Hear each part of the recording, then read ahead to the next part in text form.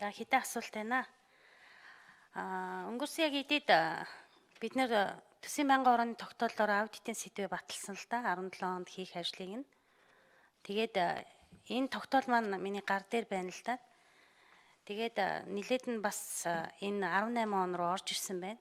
Тэгэхээр ер нь энэ баталж байгаа сэдв төлөвлөж байгаа энэ ажлаа өөрсдийнхөө хүн хүч, нөөц, болцоо, санхүү, мөнгө, төсөвтөө тааруулаад аль хэр одоо тооцож ийм хэмжээний ажлыг гүйцэтгэх нь гэж орж ирж байгаа юм бол доо бас амаргүй байх шиг харагдаж байна. Тэгэхээр саяын тэр улаан сайтын саналтай, гишүүний саналтай санал нэг байна. Тэгэхээр энэ 17 оны бид нэр аудитын сэдвийг баталсан. Эний тайлан мэдээг бас авахыг хүсэж байна. Энийг хизээ өгөх юм болоо нэгдүгээр асуулт.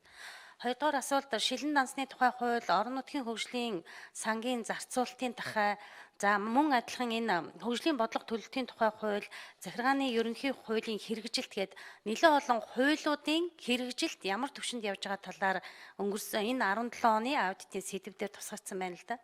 Ер нь бол улсын хурлын бүрэн эрхийн асуудал бол ялангуяа гишүүдийн одоо гол анхаарлаа тавих асуудал бол би энэ мэргэжлийн байгууллага энэ хууль эрх зүйн орчинд хэрэгжилт нь ямар түвшинд байна, аль хуулийн заалт нь хэрэгжихгүй, ямар хуулийн заалттайгаа зөрчилдөд байна, ямар асуудал нь болохгүй байна гэдгийг гаргаж ирээд тэгээ харин тухайн хуульдаа нэмэлт өөрчлөлт оруулах, шинжлэх, найруулах энэ бүх зүйл бас нэлээд зөвлөгөө тусламж болох энэ байгууллагыг бас би аудитын байгууллага гэж ингэж хардаг. Тийм болохоор энэ түвшинд ямар ажлууд өнгөрсөн хугацаанд хийж гүйцэтгсэн бэ?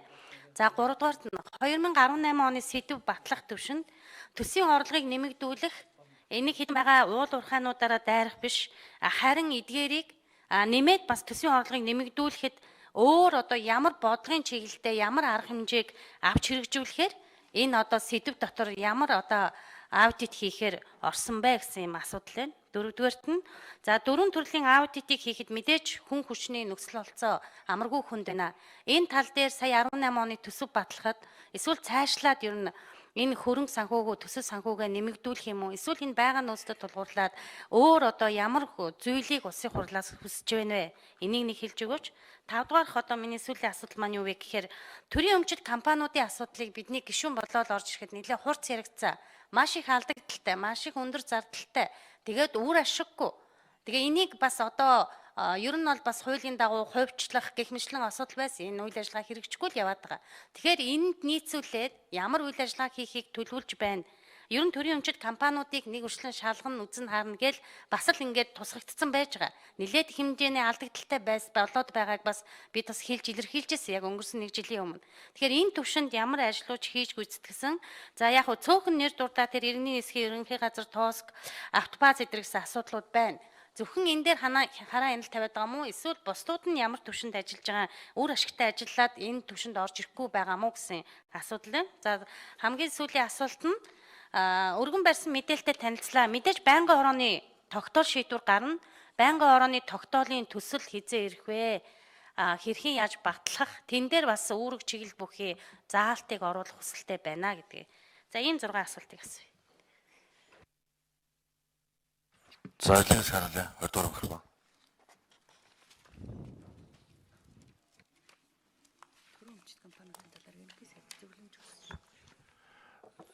За амар заяа гишүүний асуулт хариулъя. За 2017 оны 1 сарын 25-ны өдөр манайх аудитын сэдвээ бол батуулж ирсэн төсвийн байнгын орооны хуулийн дагуу. За энэний дагуу бид нэр хуулийн хүрээнд сая өнгөрсөн хугацаанд ажиллаа хийсэн. За ингээ ажиллаа хийгээд өнөөдрийн байдлаар бол төлөвлөсөн хэмжээнд бүх ажлууд бол хийгдэж байгаа, дуусж байгаа. Тэгэхээр 3 сэдв гүйцэтгэлийн аудитаар хийгдэх 3 сэдв бол он дамжиж хийгдэхээр бас явж байгаа. Яг л хүн хүчний хувьд, цаг хугацааны хувьд бол жоохон хүндрэлтэй байсан. За энэ юутай холбоотойгоо та мэдж байхын ТОСК байж байна. За дээр нь өшөө юу лээ 3 аудит он дамжиж энэ стратегийн ордууд байж байгаа. За Эрдэнэтийн үйлдвэрүүд хийх давтан аудит байж байгаа. Энэ 3 бол он дамжиж хийгдээ ондоо арай амжихааргүй болсон байгаа. Яагаад бид нар ондоо амжихгүй нэгдүгээр өнгөрсөн жил сэдвээ батуулахдаа бид нар нэдээ бас ачаалтаа авсан та бүхэнд хэлжсэн. Хоёрт өнгөрсөн энэ 17 онд бид нар та бүхэн мэдээ зарим аудитор илэрсэн зөвчнүүдийг бид нар эрсдлийн аудит дахиж хийж байгаа. Тэр зүйл санхүүгийн аудит төрсөн. Ингээд бид нар хүн хүч маань эрсдэлтээр энэ дээр ямар нэгэн зайлан одоо ашиглалтын нөхцөл байдал үүсвэсээр зарим гайвуулуудаар дахиж аудит хийсэн гүнзгийрүүд хийж байгаа толботоогоор хүн хүчний хувьд бол жоохон хүндрэлтэй асуудал гарсан учраас энэ 3 аудит бол жоохон хугацаа алдаж байгаа. Бус нь бол хийгдэж байгаа. За санхүүгийн хувьд бол одоо их хурд маань одоо энэ 18 оны төсөв батлагдах хувьд бол төсвийг бол бас боломжийн их манай төсвийг бол түрүүн биесэн юу баталж өгсөн их сайн дэмжсэн. Гэхдээ санхүүгийн хувьд хүндрэлтэй байгаа ч гэсэн. Гэхдээ бид нар бол энэ хүрээндээ ажиллахад бол мэдээ санхүүгийн хувьд эх онд бол 18 онд бол бас хүндрэлүүд хэвээрээ байгаа. Тэгэхээр бид нар ямар ч одоо энэ батлагдсан төсвийнхөө хүрээнд аудитынхаа та бүдгийн батлсан сэдвийн хүрээнд чанартай хийнэ гэж бодож ойлгож ажиллаж байгаа. За өөр асуулт байна. Төрийн өмчит компаниудын хувьд бол бид нар сая явцын аудит хийгээд ерөнхий сайд дээр зөвлөмж өгсөн байж байгаа. Засгийн газар ерөнхий сайд, цомлог газрын гишүүд холбогдох сайдтай төрийн өмчит компаниудаагаа одоо ажилласаа. Удахгүй эх 7 хоног төрийн өмчийн бүх компаниудыг бид нар уулзалт хийх гэж байгаа аудитын байгууллагаас. Тэгэн дээр юун дээр анхаарах, ямар зөвшөөрөл гарч ийнэ гэдэг дээр анхаарлаа хандуулж ажиллахаар ингэж байгаа. Ер нь бол их хурлын гишүүд маань та нар бид нар ингэж ойлгож байгаа. Ер нь бол Монгол улсын хэмжээс ахлах хариуцлага асуудал бол ер нь бол хавтгаарсан маягтай байгаа. Зөвхөн аудитын байгууллага бид нар хичнээн шалгалт хийгээд илрүүлээд яваад хүрэлцээ хүрэхгүй юм байл. Тийм учраас бид нар одоо шинэ аудитынхаа тайлбаруудаар ямар юм гэж хэлэхээр гарсан зөрчийг хэн хариуцсан, хэн гаргасан, хэн хяналт албан тушаалтан ямар хүн хяналт тавь дээр нь байгаад энэ бүх хүмүүстэй хариуц тооцдог болъё гэж. Тэгэхгүй бол одоо аудит ирээ шалгалтаар илрүүлээл хариуц тооцдог байя гэдэг маягаар албан тушаалтан сууж болохгүй гэдгийг бид анхааруулж байгаа.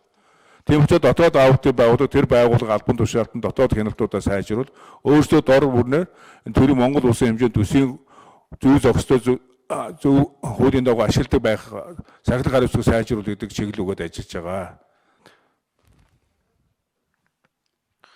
За амар зэг шин тодруулъя.